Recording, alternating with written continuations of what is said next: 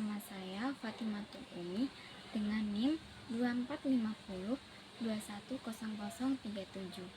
Di sini akan menjelaskan tentang pemikiran ekonomi Islam kontemporer dari Muhammad Hijatullah, Moazar Hauf, dan Umar Chapra guna memenuhi tugas UAS mata kuliah ilmu Islam terapan. Yang pertama yaitu pemikiran ekonomi kontemporer dari Muhammad Hijatullah Siddiqi. Muhammad Hijatullah Siddiqi lahir di Gorakhpur, yaitu India, pada tahun 1931. Ia menempuh pendidikan di Dargah Jamaat Islam dan Muslim University, Algar, dan mulai menulis tentang ekonomi Islam ketika literatur mengenai topik ini masih sangat minim. Karya-karya awalnya seperti Some Aspects of the Islamic Economy dan The Economic Enterprise in Islam menjadi kontribusi penting dalam bidang ini. Pemikiran-pemikiran dari Muhammad Hijatullah yaitu yang pertama yaitu konsep ekonomi Islam. Konsep ekonomi Islam merupakan bagian integral dari kehidupan umat muslim, mengedepankan ajaran yang universal untuk mencapai kebaikan dalam masyarakat. Islam mendorong pencapaian karunia ilahi setelah melakukan sholat. Ekonomi Islam mencerminkan respon pemikir Islam terhadap tantangan ekonomi berlandaskan Al-Quran, Sunnah, serta akal yang mengamalkan. Al-Quran dan Sunnah menjadi sumber utama, menjadikan ide-ide ekonomi ini sebagai wahyu dari Allah Subhanahu wa Ta'ala. Kajian ekonomi Islam meliputi ajaran, pemahaman, sejarah, dan praktik ekonomi di masa lalu. Pemikiran yang kedua yaitu ciri khas. Ciri khas ini yang pertama yaitu hak relatif dalam ekonomi Islam.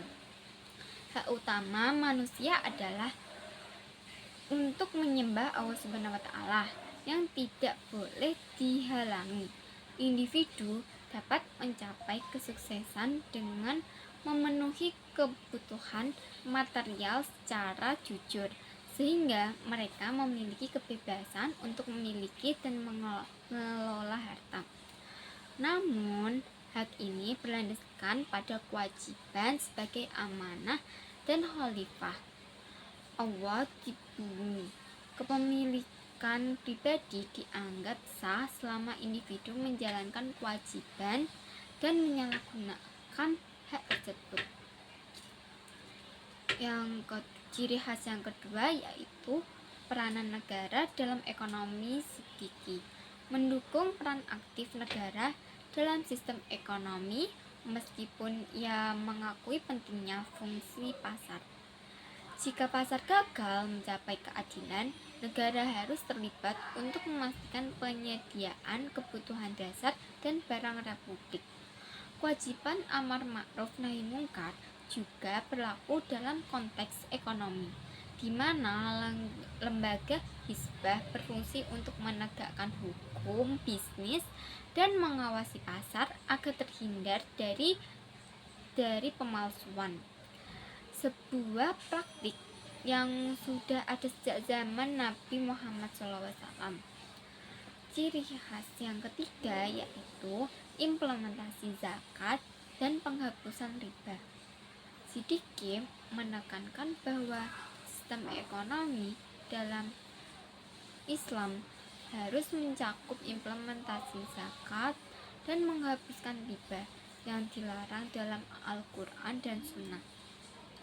Zakat adalah hak bagi yang tidak memiliki harta, bukan sekedar amal. Ia menolak riba karena praktik ini tidak melibatkan resiko.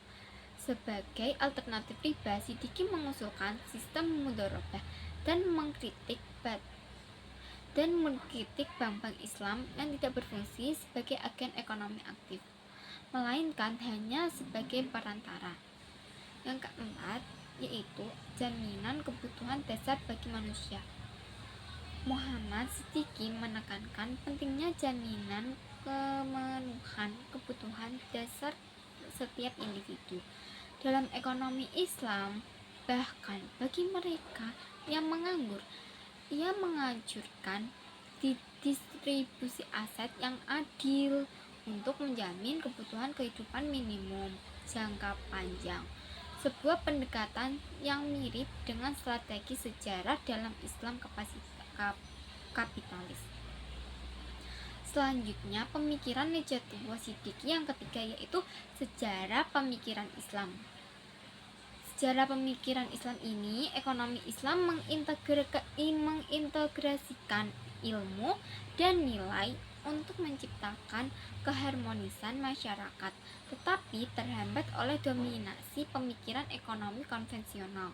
Menurut Siddiqui, sejarah pemikiran ekonomi Islam menjadi 3 periode, yaitu periode yang pertama, yaitu munculnya tokoh-tokoh seperti Zaid bin Ali dan Abu Hanifah yang berkontribusi dalam mengembangkan pemikiran ekonomi Islam.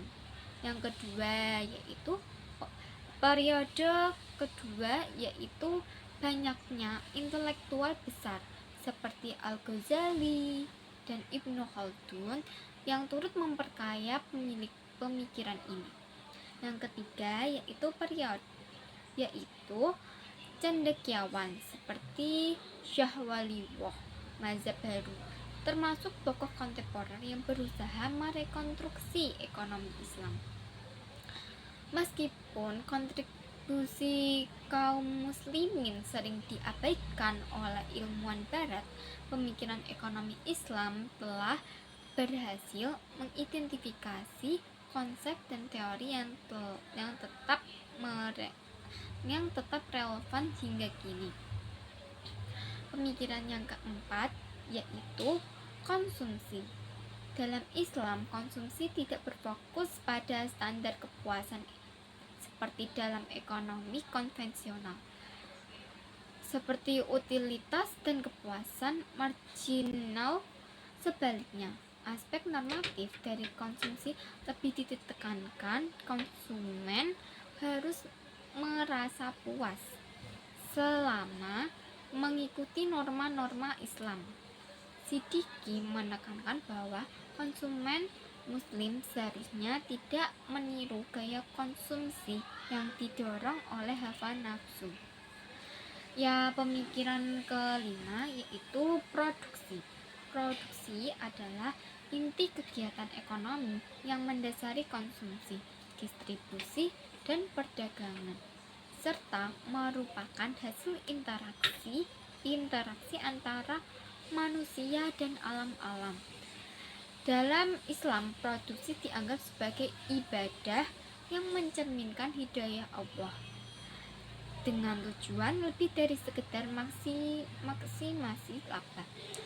Siddiqui mengintegrasikan konsep produksi dalam paradigma neoklasik, menekankan tujuan seperti kepentingan masyarakat, menjaga kebutuhan dasar, menciptakan lapangan kerja, dan harga terjangkau. Pemikiran yang keenam, yaitu distribusi. Distribusi dalam ekonomi Islam melibatkan lebih dari sekedar penyimpanan dan penyaluran produk. Ia berfokus pada aliran pendapatan dan pengeluaran dari sumber daya negara. Siddiqui mengkritik pandangan konvensional yang menganggap permintaan sebagai hasil keinginan masyarakat, menekankan bahwa permintaan sebenarnya dipengaruhi oleh distribusi awal, pendapatan, dan kekayaan. Ia berargumen bahwa ketidakadilan dalam distribusi memerlukan campur tangan negara, masyarakat, dan menjaga praktik pasar yang adil. Pemikiran yang ketujuh, yaitu asuransi syariah. Asuransi syariah adalah konsep baru dalam hukum Islam yang muncul bersamaan dengan pemikiran utama kontemporer, termasuk Muhammad Najatullah Siddiqui ini. Konsep ini dikembangkan sebagai alternatif untuk mengatasi masalah dalam asuransi konvensional yang sering mengandung unsur gharar. yaitu ketidakpastian, maisir, perjudian, dan riba bunga yang dianggap haram oleh banyak umat Islam.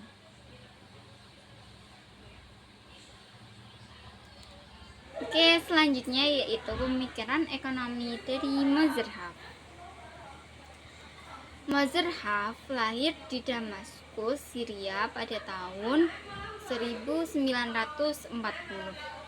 Beliau merupakan ekonomi yang menggabungkan Islamic Social Finance seperti zakat dan sedekah terhadap aktivitas atau kegiatan ekonomi, pendapatan, konsumsi, simpanan, dan investasi. Anjir merupakan ekonomi. Mazhab merupakan ahli ekonomi, penyuluh atau pembimbing, dosen, juga pakar hukum. Adapun pemikiran ekonomi mazhab, yaitu yang pertama itu konsep ekonomi Islam. Ekonomi Islam merupakan ilmu interdisipliner yang membutuhkan pemahaman mendalam tentang syariah dan ilmu pendukung lainnya seperti matematika, statistik, logika, dan usul fikih. Pemikiran yang kedua yaitu konsep Islamic man. Menurut Haf, bukanlah semata-mata ditentukan oleh agama seseorang, melainkan orang, penerimaan, dan pengamalan paradigma Islam dalam kehidupan. 3 pilar utama Islamic man adalah segala sesuatu milik Allah Subhanahu wa Ta'ala. Manusia hanya sebagai khalifah. Yang kedua, ketaatan pada hukum Allah Subhanahu wa Ta'ala. Yang ketiga, tindakan manusia bertujuan untuk kebijakan duniawi dan ukhrawi, disertai introspeksi dan perbaikan diri. Berbeda dengan konsep rational economic man. Dalam ekonomi konvensional, Islamic man tidak hanya mengejar kepentingan duniawi semata. Pemikiran yang ketiga yaitu konsep konsumsi. Konsumsi dalam Islam menurut Haf harus rasional dan seimbang antara kebutuhan duniawi dan akhirat. Memperhatikan 3 hal, yaitu rasionalisme Islam, konsep falah atau kesuksesan, dan yang ketiga, skala waktu atau duniawi dan akhirat. Kesuksesan diukur bukan hanya materi, tetapi juga moralitas dan ketaatan pada Allah Subhanahu wa Ta'ala. Kekayaan dipandang sebagai amanah dan alat untuk mencapai kesuksesan akhirat. Barang dikategorikan menjadi primer, yaitu atau dururiyah, dan ada sekunder yaitu hajiyat, dan terakhir tersier yaitu atau tahsiniyat, dengan etika konsumsi yang memperhatikan maqasid al-syariah atau tujuan syariat. Pemikiran yang keempat yaitu konsep produksi. Tujuan produksi dalam pandangan Haf adalah meningkatkan kondisi material, moral, serta distribusi keuntungan yang adil di antara masyarakat.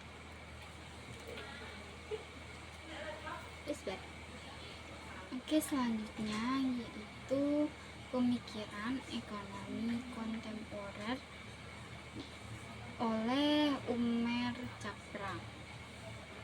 Umair Capra bernama lengkap Muhammad Umair Capra. Beliau dilahirkan pada 1 Januari 1933 di Pakistan. Ayahnya bernama Abdul Karim Capra.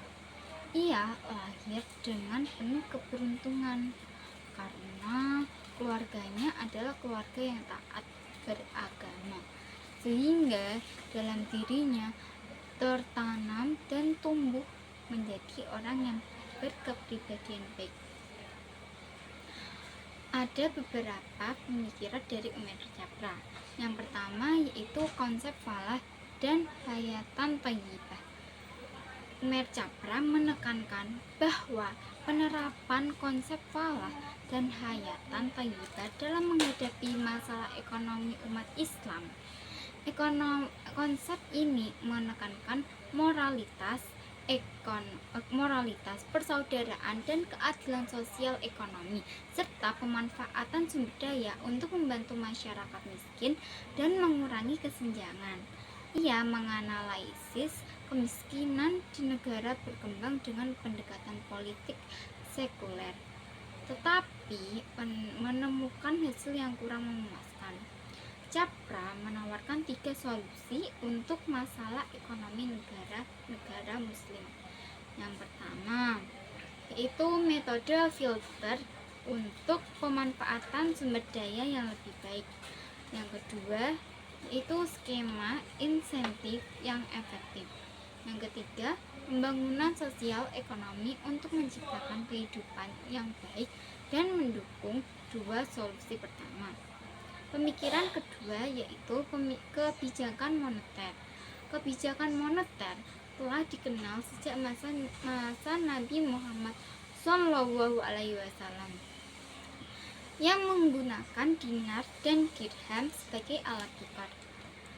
Nabi melarang riba dan mendorong sistem keuangan yang stabil, serta melarang transaksi non-tunai yang dapat menyebabkan ketidakadilan.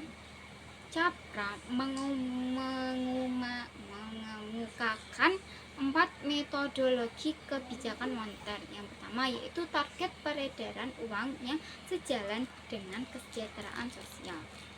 Yang kedua, pembatasan kredit untuk memastikan kepatuhan pada tujuan moneter. Yang ketiga yaitu alokasi kredit berdasarkan nilai untuk manfaat sosial yang luas. Yang keempat yaitu penekanan pada moralitas sebagai dasar strategi.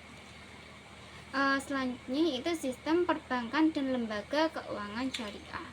Capra melihat bank syariah sebagai kunci dan sistem keuangan syariah yang mampu mengurangi resiko dan mencapai keadilan sosial ekonomi. Untuk meningkatkan standarisasi produk, perlu adanya forum diskusi di kalangan ulama. Perbankan syariah harus dikelola dengan baik untuk melindungi kepentingan pemangku kepentingan. Strategi yang diperlukan meliputi kemauan politik, disiplin pasar, reguler yang efektif, dan integritas sistem hukum. Pemikiran yang selanjutnya yaitu yang terakhir yaitu nalar ekonomi sistem Umair Capra. Pemikiran ekonomi Islam Capra didasari pada 3 pilar. Yang pertama ilmu agama, yang kedua ilmu tradisional, dan yang ketiga ekonomi modern. Ia berhasil mengintegrasikan ketiga disiplin ini, membentuk pendekatan unik yang berbeda dari pemikiran Bashir al-Sadr. Konsep ekonomi yang dikembangkan menghasilkan ide-ide relevan meskipun beberapa kritikus menganggapnya berorientasi neoklasikal. Sekian dari saya. Bila ada tutur kata yang kurang berkenan, mohon maaf sebesar-besarnya. Wassalamualaikum warahmatullahi wabarakatuh.